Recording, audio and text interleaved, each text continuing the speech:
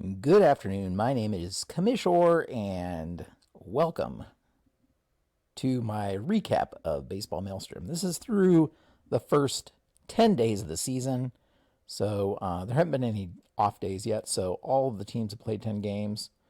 That's a total of 40 games if you're counting at home. And so I thought I'd just give another recap. I did this after five days of games. I thought I'd do another one here at 10 days, especially because I haven't been doing the daily videos that I was doing there for a while.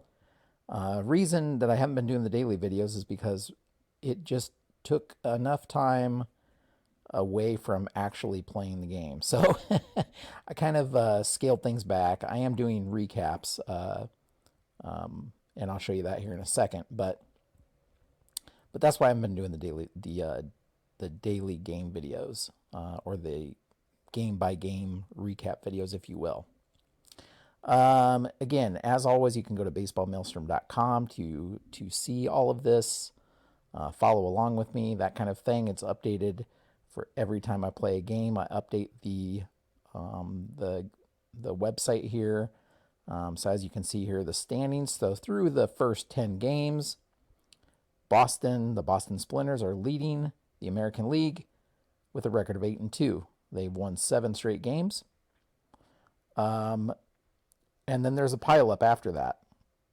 The 3 other teams in the American League are all 4-6. Detroit started strong. They started off 4-1 and have lost their last 5. Some of those to Boston. The other thing I'll note is you'll see, since I have, you'll see up top some of the graphics from the web building site that I use. So if you go to baseballmaelstrom.com, you won't see this toolbar up here. That's just because I'm the admin for the site, obviously. So continuing, if we go over to the National League, we can see the St. Louis Wizards leading with a record of 9-1. They've won 5 straight. And pulling up in last place, the Houston Hoots at 2-8.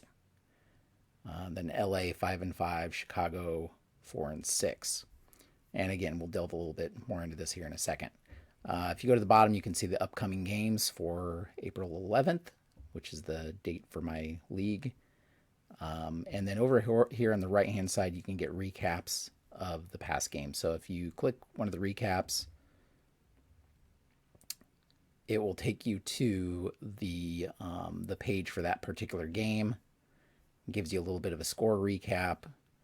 And then, as I said, I'm doing articles now for each of these games, rather than the videos like I've done in the past. You can still read the article. You can click to get the box score score sheet. If you want to see that, it'll take you to the box score and score sheet. And you can see, like, past meetings will show you the past games that these teams have played and those results and all that fun stuff. But what I really want to do is go over here to the stats, and I'm going to actually increase the size here, so you can see a little bit better. You probably can't see that great, but through 10 games, looking at the American League, we can see the overall league ERA is 6.91. Very high. Team batting averages in the American League, 306. And now a lot of that's due to a couple of big games. That's what's due, or the cause of a lot of that. I've had a 19-run game and an 18-run game in the American League. What I found is, if a pitcher, the American League hitters are such that even if a pitcher hits his tough area of his card, some of those hitters don't strike out very often, so they still can get on base. And then if the pitcher's doesn't have it that day, he's just going to get totally shelled. Is the best way of saying it. You can see the ERAs there, very high. Boston's the only one with an ERA that's decent, 4.67. Go to the National League, on the other hand, we can see just the opposite. League ERA 3.91. The St. Louis Wizards, league batting average is only 255 in the National League. The St. Louis Wizards lead in batting average 298 and ERA at 2.3 to 235. So so that's what we see there. So that's a good reason for their 9-1 start here. If we go to the leaders, I wanted to kind of show you the leaderboard here. We know American League is way more hitting heavy than the National League. And I don't think it's just due to the pitching being worse in the American League. I actually think it's because of the hitters. Because I don't think there's that big of a discrepancy between the American and National League in terms of pitching. But maybe I'm wrong. I guess we'll continue to see that. So if we look at I'm just going to go to the overall batting leaders. And we can see that Ted Williams leading all hitters in both leagues with a .513 batting average through 10 games. He's slugging 1,000 and has a .608 on-base percentage. So he is very, very deadly out there when he's up to bat. In the National League, in terms of batting average, Oscar Charleston with the St. Louis Wizards leads with a .472 batting average. And you can see more there. You can kind of read through it. Kind of surprising here for me was slugging. Rod Carew is second in slugging with .867 slugging percentage. That's a little surprising to me. But on base, I mean, we have a lot of hitters who have an over 400 on base percentage. Oscar Charleston, again, he's hit .472 and his on base is .525. So pretty high. I mean, everybody else, American League, batting average even.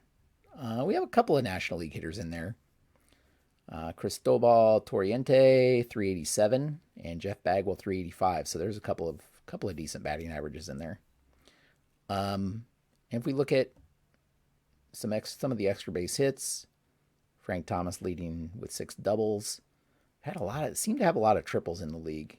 And again, I think that's due to the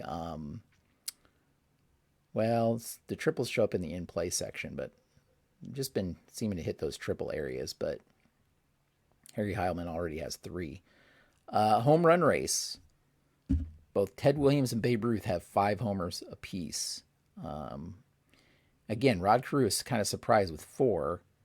On the National League side, we see Stan Musial with 4. And then, Ted Williams kind of leading all the major offensive categories. Scored 16 runs, driven in 17. He's just been a terror and danger out there in the league. He's leading in walks with 11. Let's see, stolen bases. Nobody's really a breakout star in stolen bases. Kenny Lofton's been caught 5 times, which is kind of crazy. But you have a couple of good arm catchers with superb arms out there, so doesn't surprise me too much. Rogers Hornsby leading with 16 strikeouts. Not a category you necessarily want to lead in, I don't think, but and you can kind of see the rest here. George Brett's grounded into 4 double plays, which is not good also. If we go to the pitching leaders, ERA, so Steve Carlton, again, this, unlike the hitting side, which was dominated by the American League, the pitching is dominated by the National League. The top 2, of course, St. Louis Wizards are leading the league, best record in the Maelstrom, and the top 2 in ERA there are St. Louis Wizards pitchers. And 10 games is enough to get 2 starts for each of the 5 starting pitchers. So through 2 starts, basically, Carlton has a 1.59 ERA, Robin Roberts 1.69 ERA. Of course, there's been a lot of pitchers that have won 2 games. Don Sutton leading the entire league in strikeouts with 19. Again, that's through 2 starts. But we have a couple other good ones there. If we look at the American League, Gaylord Perry from the Boston Splendors with a 2.25 ERA, kind of leading the American League. And Burt Blyleven is the other American League pitcher in here, 2.81 ERA. So that's pretty good. A couple of pitchers have 4 saves. Billy Wagner from the Chicago Docks, Bruce Sutter with St. Louis Wizards both have 4 saves. And then we have opponent batting average. Seaver has held opponents to a 164 average, which is just crazy. Base runners per 9 innings, I believe that's what that is. Robin Roberts leading that with 6.75, so less than 7 base runners per 9 innings for him. There have been some pitchers that have just totally gotten shelled in the league. Red Faber is one of them, and Jack Morris is another. I think both of them had 2 terrible starts. So that's for them. Double plays induced. So Dizzy Dean and Rick Rushell both have induced 4 double plays. You can see how many walks allowed. Bob Lemon and Bob Feller, the Bobs, leading with 12 and 11 walks respectively. And I need to adjust the whip so that it shows 3, goes out 3 decimal places. It only goes out 2 right now, but I'll adjust that for the next update. So there's where you have the batting leaders and the pitching leaders. If there's anything specifically you'd like to see, let me know. The other thing that's kind of cool is if you, I think if you go to, is it leaders? No. I mean, you could do leaders by team and all that fun stuff.